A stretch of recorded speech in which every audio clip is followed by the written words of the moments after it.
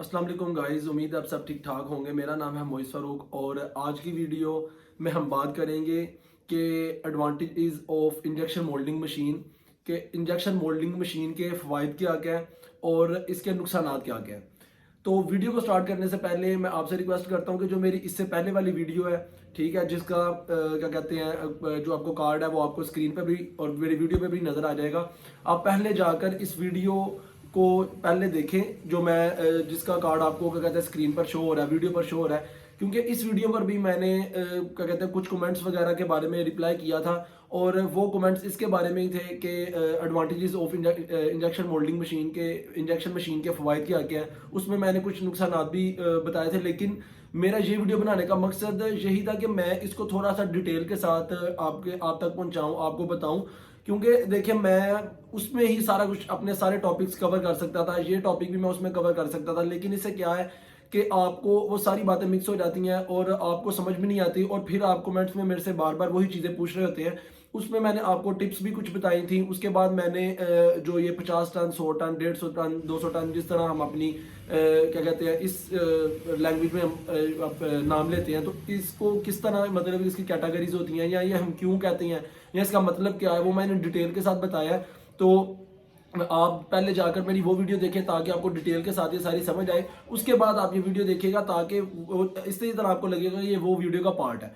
तो मैंने आपको पहले ही बताया कि इस वीडियो में मैं आपको बताऊंगा कि इंजेक्शन मशीन के बेनिफिट्स क्या क्या। आप भी ये बात जानते हैं, लेकिन मैं कोशिश करता हूं कि आपके सामने हमेशा कुछ नई बातें रखूं, कुछ नई इस तरह की क्या कहते हैं डिटेल्स के साथ आपको बताऊं, ताकि अगर आप ये काम करने का सोच रहे हैं या आपका माइंड है या आप अभी कारोबार करना चाहते हैं लेकिन आपको समझ नहीं लग रही, तो आपको आप सब चीज़ों का पता हो और आप सब चीज़ें अपने माइंड में रख के फिर ही इस कारोबार की तरफ आए। और ये भी एक रूल होता है आप काम स्टार्ट करने का कि पहले उसको डीपली आपको स्टडी करना चाहिए कि यार मैं ये काम कर सकता हूँ कि नहीं, क्योंकि हम लोग इसी तरह करते हैं कि 2 महीने ये काम किया, 2 महीने ये काम किया, एक हम लॉन्ग टर्म काम की तरफ नहीं जाते। एक लॉन्ग टर्म से मतलब कि जो परमानेंट काम होता है हम उसकी तरफ नहीं जाते। हमने बस सुनी सुनाई बातों पर अमल करके या उनको माइंड में रख के कि यार ये कर लेंगे तो इतने बचत होगी, ये कर लेंगे तो इतनी बचत होगी, तो इसीलिए हमने काम स्टार्ट किया था। और जब वो ऑटोमेटिकली उस हिसाब से हमें रिस्पॉन्स नहीं आता तो फिर जाहिर सी बात है फिर हम काम छोड़ने का सोच लेते हैं।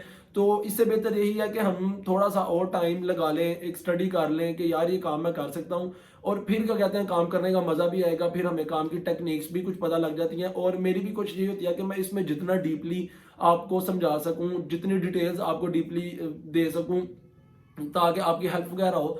तो वीडियो को स्टार्ट करते हैं। अब देखें, हम मैंने आज यही बताया कि हम अपनी कोशिश करेंगे कि हम जितनी भी अपनी वीडियो में ना सारी इसके बेनिफिट्स के बारे में बात करें, लेकिन उस तरफ जाने से पहले मैं एक ना कमेंट आया था, वो जिन भाई ने मुझसे ये 50 टन 100 टन के बारे में पूछा था और इसके एडवांटेजेस के बारे में पूछा था, उन्होंने आई थिंक 2-3 दिन पहले एक कमेंट था कि जो ये ऑयल होता है मशीन में, ये मतलब एक दफ़ा ही डाल लेते हैं या कितना क्या कहते हैं डलता है और इसकी प्राइस वगैरह, और ये बस मतलब एक दफ़ा अगर हमने ऑयल इसमें डाल दिया मशीन में तो उसके बाद दोबारा डालने की ज़रूरत तो नहीं। तो देखिए, मैं आपको सबसे पहले बता दूं कि जो 50 टन मशीन है ना, जो मतलब मैंने अपनी अक्सर वीडियोस में आपको नज़र आती है JSW की, ये अभी आप मैं मतलब कि रेगुलर यूज़ में ना सबसे छोटी मशीन ये है। मैंने ये पहले भी चीज़ बताई हुई है कि 30 टन भी है, 40 टन भी है, लेकिन रेगुलर यूज़ में सबसे छोटी मशीन 50 टन ही जो आम क्या कहते हैं यूज़ वगैरह होती है। अब उसमें तकरीबन ना 110 से 20 लीटर ऑयल डलता है, ठीक है ना। ये कॉल्टेक्स का होता है, जो बड़े आप ड्रम वगैरह देखते हैं, ठीक है ना। तो अब ये क्या है कि ये 120 लीटर डलता है। चलें आप 110 120 लीटर आप कर लें, जो इसकी टैंकी होती है ना वो तकरीबन फुल हो जाती है 110-20 लीटर से, ठीक है। अब ये बात थी कि ये हमने क्या एक दफ़ा ही डालना होता है। जब आप मार्केट से या गोदाम से कोई मशीन खरीदते हैं ना, तो आपकी टैंकी हमेशा खाली होगी, उसमें बस इतना को मोबलाइल जो मैं इसलिए जो क्या कहते हैं ऑयल वगैरह का बोल रहा हूँ ताकि आपको इजीली समझ आ जाए। उसमें मोबाइल जो इतना को होगा कि वो आपको मशीन चेक करवा सकें, उसको स्टार्ट करके आपको उसकी वर्किंग देख सकें, लेकिन वो भी इतना खराब होगा ना, क्योंकि जाहिर सी बात है उनको तो नहीं ये क्या कहते हैं बनता उनका कि आप वो आपको ऑयल भी डाल के दें। और जब आप क्या कहते हैं लोकल चली मशीन है, लोकल चली मशीन मैं कोशिश करूंगा इस पर भी वीडियो बनाऊं। देखिए मैं जब वीडियो बना रहा होता हूँ ना तो मुझे काफ़ी ज़्यादा उस टाइम ही टॉपिक्स मेरे माइंड में आ जाते हैं। अब देखिए मैंने लोकल मार्केट और क्या कहते हैं गोदाम में आपको बताया ना, तो ये अब आपको मेरी बात से तो समझ आ रहेगी, लेकिन इसको भी मैं कोशिश करूंगा कि डीपली कवर करूं। लेकिन अभी हम अपने टॉपिक पर ही रहते हैं कि जब हम लोकल चली मशीन लेते हैं, लोकल चली मशीन से मतलब जिस तरह मैं सेल कर रहा हूं तो मैं लोकल चली मशीन है, अगर यही आप किसी गोदाम से लेंगे तो वो डायरेक्टली इंपोर्ट होगी बाहर से मशीन। अब देखिए जब आप लोकल चली मशीन लेते हैं ना तो उसमें आपको ऑयल वगैरह अक्सर मिल जाता है, अगर ना भी कंप्लीट मतलब कि फुल मिले टैंकी तो आपको हाफ या हाफ से कम या हाफ से ज़्यादा वो आपको मिल जाती है। अब आपने क्या करना है कि जब आपका ऑयल एक दफ़ा हो गया ना, वहां पर आपको एक गेज लगी नजर आती है, जिस तरह थर्मामीटर है। मैंने अपनी पहली वीडियोस में भी आपको वो जिसमें मैंने सारी डिटेल्स वगैरह दिखाई हुई है उसमें मैंने दिखाया वो जो गेज होती है ना वहां पर आपको लिखा होता है कि एल और एच, मतलब कि एल का मतलब लो और एच का मतलब हाई, ठीक है ना। और जो उसका स्केल होता है ना उसके दरमियान पर भी ये कट होता है, वहां का मतलब हो जाता है कि ये सेंटर तक आपको ऑयल आ गया। जब आप उसमें 120 लीटर या 110 लीटर ऑयल आप डाल देते हैं, टैंकी फुल हो जाती है, तो वो हाई के साथ ना आपको मोबिल नजर आने लग जाता है। अब यहाँ पर आपने क्या चीज देखनी है कि जब गर्मी आप देखें स्टार्ट हो रही है, इसी तरह अब यहाँ पर मैं आपको एग्जांपल देता हूँ कि आप अपनी बाइक का ना ऑयल वगैरह चेक करते हैं। अब आप मंथली उसकी सर्विस करवाते हैं, मेंटेनेंस करवाते हैं, उसमें आप क्या करते हैं कि इंजन ऑयल जो होता है ना आप उसको चेक करवाते हैं। जब उसका वो प्लास्टिक का एक छोटी सी चीज होती है उसमें आप क्या करते हैं कि उसके आगे ना आपको कट छोटे छोटे नजर आएंगे, आई थिंक 3 या 4 कट होते हैं। उसका क्या मतलब होता है, जब आप अपने मैकेनिक के पास भी जाए आप खुद भी चेक कर लेते हैं कि अगर वो तीसरे कट तक हो ना तो इसका मतलब होता है कि अभी मतलब कि हाफ से ज्यादा है। जब दूसरे कट तक आ जाए इसका मतलब कि हाफ से थोड़ा सा कम है। लेकिन अगर पहले कट तक आ जाए तो वो आपको मैकेनिक क्या कहेगा या आपके माइंड में क्या चीज आएगी कि यार मैंने इसे चेंज करवाना है, कहीं पे चक ना मार जाए। चक मारने का मैंने इसीलिए वर्ड बोल रहा हूँ ताकि आप जो आपकी क्या कहते हैं डेली लाइफ में आप यही वर्ड्स वगैरह यूज करते हैं पंजाबी में तो आपको जरा क्लियरली समझ आ जाए। उसमें क्या होता है कि इंजन आपका सारा तबाह हो जाता है, पिस्टन आपका उड़ जाता है और जो गाड़ियां वगैरह वो सारी टूट जाती हैं। इसी तरह मशीन का भी होता है कि देखिए जब गर्मी होती है ना, गर्मी में आपको पता है कि इंजन इतना हीट अप हुआ होता है कि उससे ना मोबिल उड़ रहा होता है, ठीक है ना। बाइक का भी इसी तरह होता है, अगर बाइक में सर्दियों में फुल सर्दी हो ना तो आपकी गाड़ी गर्म होती नहीं है। आप बेशक लाहौर का चक्कर लगाएं, आप बेशक अपने शहर में भी सारा दिन भी बाइक चलाते रहे ना तो वो बिल्कुल नॉर्मल सी हीट अप होती है, लेकिन आपका जो मोबिल होता है ना वो ठंडा ही रहता है। लेकिन गर्मियों में आप बस उसको 5 मिनट गर्म ही मतलब कि स्टार्ट करके भी आप खड़ा कर देंगे ना बाइक को तो वो इतना ज्यादा आपका इंजन हीट अप हो जाता है कि जहां पर आपने उस पर ब्रेक के पास पाँव रखे होते हैं या अपने पायदान वगैरह पे पाँव रखे होते हैं तो वहां से भी हमारी क्या कहते हैं जो एड़ियां होती हैं उनको हीट वगैरह पहुंच रही होती है और क्या कहते हैं उसकी वजह से ना हमें ये पता लग जाता है कि इंजन हमारा इस टाइम फुल क्या कहते हैं हीट अप हुआ है। तो मशीन का भी सेम इसी तरह होता है कि गर्मियों में ना इसका इंजन और टैंकी इतनी ज्यादा हीट अप हो जाती है और आपको पता है गर्मी भी काफी ज्यादा होती है। इसकी प्रिकॉशन भी मैंने हदायत भी मैंने बताई हुई है कि गर्मियों में आपको कौन कौन सी क्या कहते हैं हदायत पर अमल करना चाहिए ताकि आपकी मशीन सेफ रहे और अच्छी मतलब कि चलती वगैरह रहे। लेकिन कोशिश करूंगा कि अभी भी कुछ टाइम तक ना मैं एक दफा दोबारा ये डिटेल के साथ आपको मशीन दिखा करना सारा उसको बता दूं कि आपको किन किन बातों का ख्याल रखना है। लेकिन इसमें क्या है कि आप जब मैं आपको बस इन शॉर्ट एक बता देता हूं कि आपने जब एक दफा टैंकी अपनी फुल कर लिया ना उसके बाद आप कोशिश करें कि जब भी तकरीबन 10-20 लीटर आपका ऑयल कम होना तो आप उसको डाल लें। इसमें क्या होगा कि आपके खर्चा भी आपका कम आएगा, ठीक है ना। वो एक गैलन ही होगी वही डलेगी और आपकी मशीन को मतलब कि ज्यादा फिर वो नया ऑयल डलेगा उससे जो पुराना होगा वो भी एक दफा एक नई कंडीशन में आ जाएगा तो ये आपके लिए बेहतर है। बाकी आप उसको हाफ भी करके दोबारा फुल कर सकते हैं, लेकिन कोशिश ये करें कि हाफ से ज्यादा नीचे ना जाए, ठीक है ना। क्योंकि वो अक्सर हो जाता है कि ऑयल लीक भी हो रहा होता है, कुछ क्या कहते हैं नट होते हैं, कुछ वो क्या कहते हैं जैक वगैरह होते हैं जो लीक होते हैं जिसकी वजह से ऑयल अक्सर ना और टिपक रहा होता है तो लीक हो जाता है। तो आप कोशिश ये करें कि इन चीज़ों को क्या कहते हैं साथ साथ में मेंटेन रखें। और बाकी अब देखिए हम अपने टॉपिक की तरफ ही आते हैं कि इंजेक्शन मशीन्स के एडवांटेजेस क्या है, फवायद क्या क्या है और नुकसान क्या क्या है। देखिए मैं आपको सबसे पहले ये चीज़ बताता हूँ कि अगर मेरे से आप पूछे ना, मैंने अपनी पहली वीडियो में भी यही बात कही थी कि मेरे मुताबिक इस मशीन के कोई नुकसान नहीं है, ठीक है ना। क्योंकि देखें अब मैं शायद अब काम भी ये करता हूं तो मैं इसीलिए आपको ये चीज़ कह रहा हूं, लेकिन आप अगर कहते हैं नुकसान तो आपकी बात बजाय आप कह सकते हैं, लेकिन मेरे मुताबिक इसके नुकसान नहीं है, कोई भी नहीं है। सबसे पहले जो मैंने आपको इसका फायदा बताया था वो अभी भी मैं आपको कह रहा हूँ कि एक ये मशीन आपका एक एसेट है, ठीक है ना। एसेट से मुराद क्या है कि जिस तरह प्रॉपर्टी लेते हैं आप कहते हैं कि यार अभी अगर 10 लाख की है तो साल बाद मैं इसे सेल करूंगा तो 1 लाख 2 लाख का मुझे बेनिफिट हो जाएगा, ठीक है ना। इसी तरह आप कोई भी क्या कहते हैं गोल्ड का एसेट या किसी भी तरह आप अपना एसेट बनाते हैं, ये भी एक आपका एसेट है। अगर आपने ये साल मशीन ली है ना 15 लाख की, आप साल बाद कहते हैं कि यार मैंने ये काम छोड़ना है, मैंने कहीं और शिफ्ट हो रहा हूँ, या मैंने ये काम नहीं करना, मैंने किसी और काम की तरफ स्विच करना है, किसी और काम की तरफ जाना है, तो आप इस मशीन को सेल करेंगे ना, तो आपकी कुछ भी नहीं ना 16 से 17 लाख की मशीन इजीली सेल होगी। और इस टाइम में यकीन माने जिन्होंने 10-10 लाख की मशीनरी ली थी, जो बंद पड़ी थी, वो उनकी बंद मशीनें 15-15 लाख पे पहुंच रही हैं, क्योंकि पिछले दिनों में और अभी भी वैसे रेगुलर मशीनरी बाहर से नहीं आ रही, क्योंकि मुल्क की हालात इस तरह के हैं। तो जो क्या कहते हैं बाहर से मशीनें जब आनी बंद हुई है, तो जाहिर सी बात है लोगों की मजबूरी थी यहाँ से मशीनरी लेना, तो वो जिनकी मशीनरी थी वो ऑटोमेटिकली उसके रेट्स काफी ज्यादा बढ़ गए, तो 10 लाख वाली मशीन 15 लाख पे पहुंच गई थी।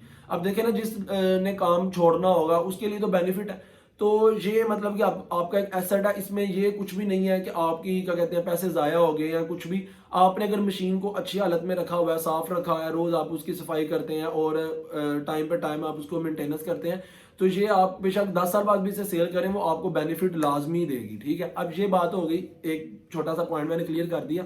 अब दूसरी बात कि ये हमारे मतलब के काम के लिए, कारोबार के लिए किस हिसाब तक हम मतलब इसके फायदे हैं। मैं देखिए, मैं नुकसान की बात करूंगा ही नहीं, क्योंकि मैं शायद क्या कहते हैं खुद काम कर रहा हूं। मैंने आगे भी बताया आपको कि मैं इसीलिए इसके नुकसान की तरफ जाऊंगा ही नहीं। लेकिन आप अगर कहते हैं तो आप मुझे कमेंट में लाजमी बताइएगा, फिर शायद मेरे माइंड में भी आ जाए।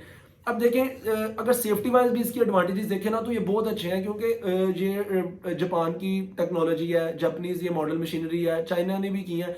इनमें सेंसर्स बड़े अच्छे लगाए गए हैं, जिसमें क्या कहते हैं जब तक आपने विंडो नहीं बंद करनी, आपका मोल्ड नहीं बंद होना, और आपके इमरजेंसी बटन्स आपको फ्रंट में मिलते हैं, बैक में मिलते हैं, कि अगर अल्लाह ना करे कुछ भी इस तरह का हादसा वगैरह होता तो आप उसे दबाएंगे तो सारा सेटअप आपका बंद हो जाएगा। इसमें मतलब कि जब तक आपने मशीनरी उसको प्रोग्राम नहीं देना, उसने उसी स्पीड पर काम करना है। जब तक आपने उसकी स्पीड कम नहीं करनी या तेज नहीं करनी, तब तक उसने अपनी स्पीड नहीं चेंज करनी। और ये इस हिसाब से बड़े इसके सेंसर्स हैं, आपको हर चीज पे इसका सेंसर मिलेगा, बेशक नीचे वाली बॉडी हो, बेशक इसकी विंडो हो, फ्रंट विंडो, बैक विंडो, इसकी गन हो, इसकी चार्जिंग गन हो, इसकी कोई कहीं पे भी आप देख लेना, आपको क्या कहते हैं इसके सेंसर्स वगैरह बड़े अच्छे हैं और बड़ी अच्छी टेक्नोलॉजी के साथ बिल्ड की गई है। और जो नए मॉडल्स हैं 2022 मॉडल, ये तो मैंने आपको पहले भी बताया कि जहां पर नई क्या कहते हैं हम अफोर्ड कर सकते हैं, लेकिन उसमें फिर मजीद इस तरह की टेक्नोलॉजी यूज की गई है कि जो बड़ी मतलब कि आप शानदार कह लें, बेहतरीन कह लें। अब फायदे की तरफ आते हैं। अब देखिए, मैं आपको ये इसके फायदे हैं वो इस तरह नहीं गिनाऊंगा कि आप ये भी कर सकते हैं, आप ये भी कर सकते हैं। मैं आपको बस ये चीज बताऊंगा कि देखिए, आप अपने ना इस चीज को देखने के लिए आपने क्या चीज करनी है कि अपने ना आप घर का एक मतलब आप रह रहे हैं, आप अपने घर में ना पूरे घर में आप विजिट करें। ठीक है ना, अपने ड्राइंग रूम में, अपने रूम में, जो भी आपके नीचे वाला पोर्शन है, ऊपर वाला पोर्शन है। और अब आपने क्या करना है कि जहां पर ना आप चीजें जरा थोड़ी सी ऑब्जर्व करनी शुरू करें, नोट करनी शुरू करेंगे, यार मेरे घर में मतलब कि कितनी चीजें इस तरह जो मुझे यार पहली दफा पता लग रहा है कि बनी सारी प्लास्टिक की है। अब जहां पर आप देखें कि आपकी जो सीलिंग में लाइट लगती है, ठीक है ना, मैं आपको बस कुछ गिनाने लगा हूं, जिसमें सीलिंग में आपकी लाइट लगती है, उसका जो साइड वाली फिटिंग होती है ना, वो भी प्लास्टिक है। उसके आगे जो शीशा लगा होता है वो भी प्लास्टिक है, ये आप लोग भी जानते हैं। अब मैं बस आपको छोटी छोटी ये चीजें बस गिना रहा हूँ, ठीक है ना। अब वो भी, अब आप अपने कमरे में या कोई भी ड्राइंग रूम में भी आप जो डेकोरेशन आपके जो पीसीज हैं, जो क्या कहते हैं आर्टिफिशियल आपने होम डिकोर के लिए रखे हुए हैं, उसमें भी आप देखें आपको वो तकरीबन प्लास्टिक के मिलेंगे। आपकी जो एसी की बॉडी है, जो एयर कंडीशन की बॉडी है, कंडीशनर की बॉडी है, वो भी आपको प्लास्टिक में मिलेगी। ठीक है ना, ये अब लेकिन मैं ये प्लास्टिक की मैं टाइप्स नहीं आपको बता रहा, मैं बस ये कह रहा हूँ कि वो बेशक हार्ड प्लास्टिक है, सॉफ्ट प्लास्टिक है तो प्लास्टिक है ना। अपने किचन में आप चले जाएं, आपको A to Z वहां पे बर्तन, जो बास्केट्स हैं, जो बाउल्स हैं, जो क्या कहते हैं फूड कंटेनर्स हैं, जो आपको स्पून है। मैं अब जहां पर भी आप देखें, अब आप मुझे ये भी कह सकते हैं कि यार स्पून तो स्टील के होते हैं, लेकिन उसकी जो पीछे वाली ग्रिप है वो तो प्लास्टिक है ना। आपको जो क्या कहते हैं टी स्टैंड है, आप फिर अपने वॉशरूम में देखें, वहां पर आपको सोप स्टैंड है, वहां पर आपका टॉवल स्टैंड है। उसके बाद क्या कहते हैं आपके वो जो गिफू लगे थे, गिफू हम अपनी वर्डिंग में कहते हैं, जिस पर आप क्या कहते हैं अपने वो शैम्पू रैक जिसे आप कह लें, उसके बाद आप अपने सोप रैक कह लें, या जिसमें आप अपनी चीजें वगैरह रखते हैं। उसके बाद आपकी जो क्लॉथ स्टैंड है, वो भी आपको बेशक पीछे स्टील की पट्टी होगी, लेकिन आगे आपको प्लास्टिक का वो मिलेगा। उसके बाद आप वो क्या कहते हैं, आप तो डेकोरेशन पीसेस भी इस तरह के आए हुए हैं जो जिसमें हम टिश्यू वगैरह यूज करते हैं, वो भी आपको प्लास्टिक में मिलेंगे। मतलब आप अपने फ्रिज खोल कर देख लें, आपको सारा प्लास्टिक मिलेगा। आप बाइक्स देख लें, उसमें आपको सारा प्लास्टिक मिलेगा। आप अपनी गाड़ी देख लें, मतलब आप ये चीज देखें कि ये क्या है, ये सारी इंजेक्शन मशीनरी है, ठीक है ना। ये सारा कुछ इंजेक्शन मशीन से ही बनाया जा रहा है। आगे वो जो क्या कहते हैं डिफरेंट कैटेगरीज हैं कि उसमें हम दाना वगैरह कौन सा यूज कर रहे हैं या किस तरह बना रहे हैं। अब देखें ना, अब जो आपका शॉपर वगैरह है, हैंड बैग है, वो भी प्लास्टिक से बनता है, लेकिन वो क्या है कि उसको हम हवा के थ्रू बनाते हैं, ठीक है ना। वो भी प्लास्टिक का पॉली का दाना यूज होता है, लेकिन उसको हवा के थ्रू बनाते हैं। लेकिन ये भी एक अलग टॉपिक है, मैं कोशिश करूंगा कि इस पर भी सारा क्या कहते हैं एक दफा डिटेल के साथ आपको बताऊं। लेकिन आप ये चीजें ऑब्जर्व करें और आपको खुद ही पता लग जाएगा कि यार आज के टाइम में मतलब कि, और ये भी आपको समझ लग जाएगी कि ये एक जो इस तरह की एक मशीनरी है या इस तरह का काम है जो आने वाले टाइम में कभी कम नहीं होना, इसने बढ़ना ही है। आप मतलब आज से 10 साल पहले ये चीजें देख लें कि ये चीजें नहीं थी, लेकिन आज आपको वो चीजें नजर आएंगी। आज से पहले सीलिंग्स में इस तरह की छोटी ट्यूबलाइट नहीं थी लगती है जो आप गोल देखते हैं, लेकिन आज आपको पता है कि दूसरी लाइट लगे ना लगे, ये वाली लाइट लग रही है, हर चीज प्लास्टिक में आ रही है। तो इसके लिए इंजेक्शन मशीन के भी उतना ज्यादा यूज है और उतनी ज्यादा क्या कहते हैं इसकी डिमांड है। तो ये बस मैंने थोड़ा सा क्या कहते हैं टॉपिक कवर किया था, और मैं कोशिश करूंगा कि मजीद आपको इसके बारे में भी बताऊं। और आज की वीडियो मेरी यही थी। उम्मीद करता हूं कि इस वीडियो के बाद आपकी काफ़ी एक क्या कहते हैं मेंटली आप फ्रेश हुए होंगे और आपको काफ़ी डिटेल के साथ पता लगा होगा। और अगर आप मतलब कि चाहते हैं कि मैं किसी और टॉपिक पर भी वीडियो बनाऊं, तो आप लाजमी मुझे कमेंट बॉक्स में बता सकते हैं। मुझे क्या कहते हैं पर्सनली भी आप मुझे बता सकते हैं, पूछ सकते हैं, और मैं कोशिश करूंगा कि जितना हो सके मैं आपको क्या कहते हैं बताऊं, आपके जो टॉपिक्स हैं उन पर मैं वीडियो भी बनाऊं। तो बस यही मेरी आज की वीडियो थी। उम्मीद करता हूँ आपको वीडियो मेरी काफ़ी ज़्यादा पसंद आई होगी। बस आपने एक काम करना है, मेरे चैनल को ज़्यादा से ज़्यादा अपने दोस्तों के साथ शेयर करना है, बेल आइकन के बटन को भी पुश करना है, और लाजमी मेरे चैनल को सब्सक्राइब भी करना है, ताकि इस तरह की मजीद वीडियोस, और मैं अब कोशिश करूंगा कि बिजनेस टॉपिक्स भी कि आप और कौन कौन से बिजनेस कर सकते हैं कम इन्वेस्टमेंट में या विदाउट इन्वेस्टमेंट में, वो भी मैं कवर वगैरह करूँ। तो इंशाल्लाह जल्दी इस तरफ भी आऊँगा। बाकी आप अपना ख्याल रखिएगा। अल्लाह हाफिज़।